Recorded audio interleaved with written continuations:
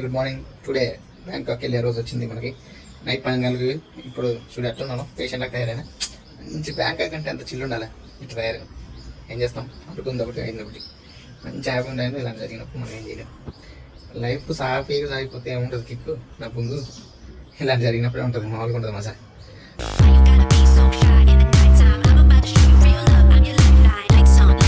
సరే చూడు, ఇంత పిచ్చోలాగా ఉన్నాం కాబట్టి కొంచెం సెల్లింగ్ షాప్కి వెళ్ళి కొంచెం హీరోలకు తయారు.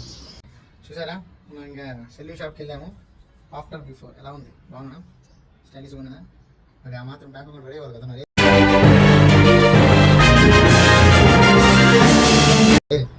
కానీ ఇప్పుడు ఒకటి జరిగింది సెల్లింగ్ షాప్లో. నేను డైలీ వెళ్ళే సెల్లింగ్ షాప్ అది, మనం ఫస్ట్ నుంచే వెళ్తున్నాం ఒక 1 year నుంచి. సో ఏం జరిగిందంటే, మన రెగ్యులర్ కస్టమర్ భయ్యా మనోడే కదా, నేను వెళ్తే మన దేశంలో కాకుండా కొత్త వాళ్ళు వచ్చారు, న్యూ జాయినింగ్ అంట. వాడు ఫస్ట్ టైం కట్ చేయడం అనేది ఫస్ట్ టైం అంట. అయితే నా మీద ప్రయోగం చేసిండు. వాడు కట్ చేసినప్పుడు నాకు టెన్షన్ వచ్చేసింది అసలు. ఇంకా నాకు తెలిసిన అక్కడ ఉండడు కదా, వాడి కోసం వంటనే వెళ్ళా. యాక్చువల్గా తను సీసీ కెమెరా చూసి వెంటనే వచ్చి మన పక్క తీసుకెళ్ళి అడిగితే, ఏంద్రా భయ్య నువ్వు ఎక్కడ పోయినా అంటే, బ్రో నేను వీడియో చూసి వస్తున్నాను నీకోసం, ఇప్పుడు ఫస్ట్ టైం నీ కట్ చేయడం బాబోయ్ మైండ్ పోయి. ప్రపంచంలో ఎన్నో అద్భుతాలు జరుగుతున్నాయి, ఒక నా జీవితంలో తప్ప పోయింది అసలు. కాసేపు మైండ్ పని చేయలే. ఈ అట్ట కట్ చేస్తారు, అప్పటికి అప్ అండ్ డౌన్ కట్ చేసిండు. ఈడు వచ్చి కొంచెం సెట్ చేసిండు. కాపురా బాబు అంటే టైం కాదు అసలు. అన్నీ మనకే జరుగుతాయి నీ అమ్మ జీవితం. ఒకటి అనుకుంటే ఒకటి జరిగింది. ఏది సాఫీగా పోతుంది మన లైఫే. ఇంకా అది అయిపోతే ఇంకో టెన్షన్ ఉంది. వాషింగ్ చేసిన ఐరన్ కోసం బట్టలు ఇచ్చిన. ఇప్పుడు మండే మార్నింగ్ ఇచ్చిన, ఈరోజు ఫ్రైడే. తన ఊరికి వెళ్తే నేను ట్యూస్డే మార్నింగ్ ఇస్తాను సార్ అని చెప్పాడు. సర్లే కదా ఒకరోజు ఏముందిలే అని అనుకున్నాను. ట్యూస్డే అయిపోయింది, వెన్స్డే అయిపోయింది, థర్స్డే అయిపోయింది, ఫ్రైడే. నిన్న నుంచి ట్రై చేస్తున్నాను, ఫోనే లిఫ్ట్ చేయట్లేదు ఐరన్ మ్యాన్. ఇప్పుడు ఏం చేయాలి అర్థం కావట్లా. ఎందుకురా నా జీవితంతో అట్లా ఆడుకుంటావా? సుఖం లేదు, సంతోషం లేదు, కనీసం నిద్ర కూడా పోనివ్వా. బట్టలు మొత్తం ఇచ్చేసిన, మంచి మంచి బట్టలు ఇచ్చేసిన. ఇప్పుడు షాపింగ్ చేయాలి. ఇప్పుడు ఫోన్ లిఫ్ట్ చేయకపోయేసరికి బట్టలు సర్దుకోవడానికి బట్టలు లేవు. ఇప్పుడు ఏం చేయాలి అర్థం కావట్లేదు. మళ్ళీ షాపింగ్ చేయాలంటే అదిరిపోద్ది మనకి. ఇప్పుడు 6 days మొత్తం బట్టలు. ఇప్పుడు ఏం చేయాలి అర్థం కావట్లా. కనీసం 100 సార్లు ఫోన్ చేసిండా, కనీసం సమాధానం చెప్పట్లా మనిషి. అసలు ఇలాంటి టెన్షన్, ఇలాంటి ట్రిప్ ఎప్పుడు పెట్టుకోకూడదు. ఓ పక్కేమో పెయిన్, మళ్ళీ హాస్పిటల్కి వెళ్ళాలా. ఓ పక్కేమో బట్టలు రావట్లేదు. ఆ బట్టలు ఉత్తరాలు కూడా తెలియట్లేదు. వాళ్ళ ఇల్లు హౌస్ కూడా తెలియదు. మనకి దగ్గరలోనే ఉంది కాబట్టి ఇచ్చేసాను. రెగ్యులర్ అప్పుడప్పుడు ఇస్తుంటాము. ఆ నమ్మకంతో ఇచ్చేసాం. ఓ పక్క బట్టలు టెన్షన్, ఓ పక్క ఈ పెయిన్ టెన్షన్, ఈరోజే ఫ్లైట్. ఈ హడావుడితో అసలు ఏం అర్థం కావట్లేదు. చూద్దాం ఇంకా ఏం జరుగుతుందో ఈరోజు మన లైఫ్లో. అన్ని ట్విస్ట్లే జరిగేది, ఏరు సాఫీగా ఎప్పుడు పోదు మన లైఫ్. ఒక ఇన్ని టెన్షన్ ఉన్నాయి. ఆ దేవుడి మీద భారం వేసుకొని ఏం జరుగుతుందో చూడాలి. మళ్ళీ షాపింగ్ అంటే పైసలు అసలు మళ్ళీ తాగిపోతాం. దేవుడా ఐరన్ మ్యాన్ ఫోన్ ఎత్తవయ్యా, నా బట్టలు నాకు ఇవ్వయ్యా ప్లీజ్ అయ్యా. దేవుడి రూపంలో కోరుకొని దయచేసి నాకు ఫోన్ చేసి నా బట్టలు నాకు ఇస్తాను రా బాబు ఆఫ్టర్నూన్ లోపు, లేకపోతే బలి. సో ఇప్పుడు మన హాస్పిటల్ టైం వచ్చింది. టైం చూసావా 10:30 అయింది. సో మన దగ్గర ఏంటంటే అన్నీ మాకు జరుగుతాయి. ఆఖరి డాట కూడా ఫోన్ ఎత్తట్లేదు. ఓ పక్క ఐరన్ మ్యాన్ బట్టలు ఎత్తడానికి తెలియదు, ఓ పక్క పేరు. ఇప్పుడు డాట కూడా phone ఎత్తట్లేదు.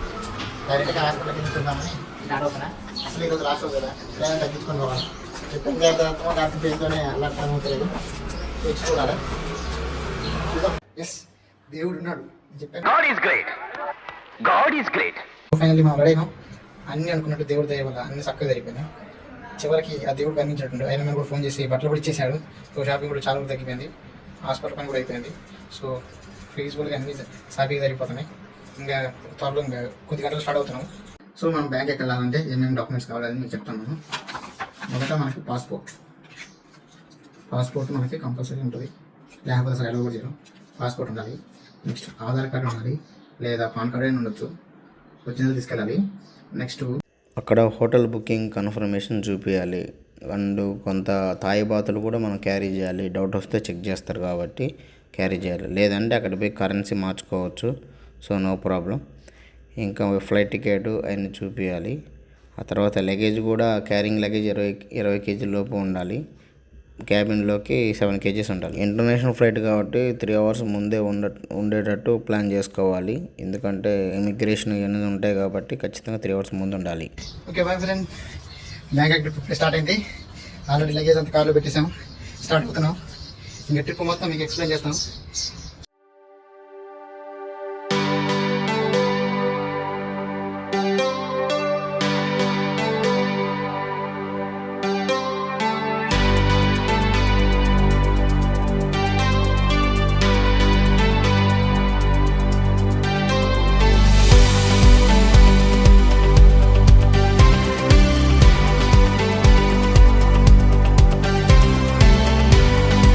Hyderabad one of the best biryani Paradise biryani. ఇది 1953లో స్టార్ట్ చేశారు.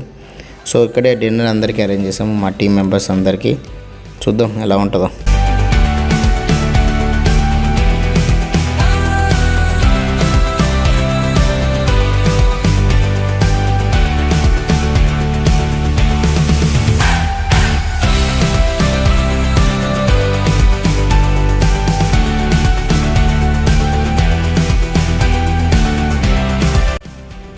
ఈ కారు మందే, ఈ కారు మందే, ఆ కారు మందే.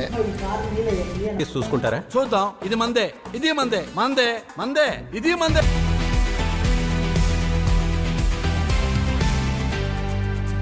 సో ఫైనల్గా మనం ఎయిర్పోర్ట్కి రీచ్ అయ్యాము. Rajiv Gandhi international airport in Hyderabad. ఇది ఇక్కడ నుంచి సెకండ్ టైం నేను ఫ్లైట్ ఎక్కుతున్నా. ఫస్ట్ టైం ఎప్పుడో 2016లో ఒకసారి ఎక్కాను, 19లో. ఇది ఫస్ట్ ఇంటర్నేషనల్ ట్రిప్ మాకు. అందులో నాకు ఎస్పెషల్లీ కంపెనీ ట్రిప్ కాబట్టి ఫస్ట్ టైం వెళ్తున్నాను. చాలా వైబ్స్ మాత్రం గట్టిగానే ఉన్నాయి.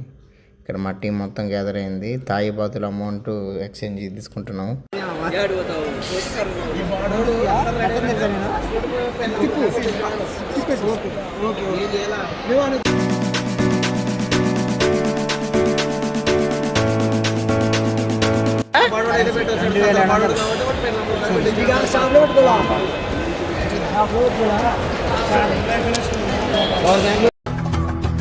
సామే అంతా సక్కంగా జరగాల.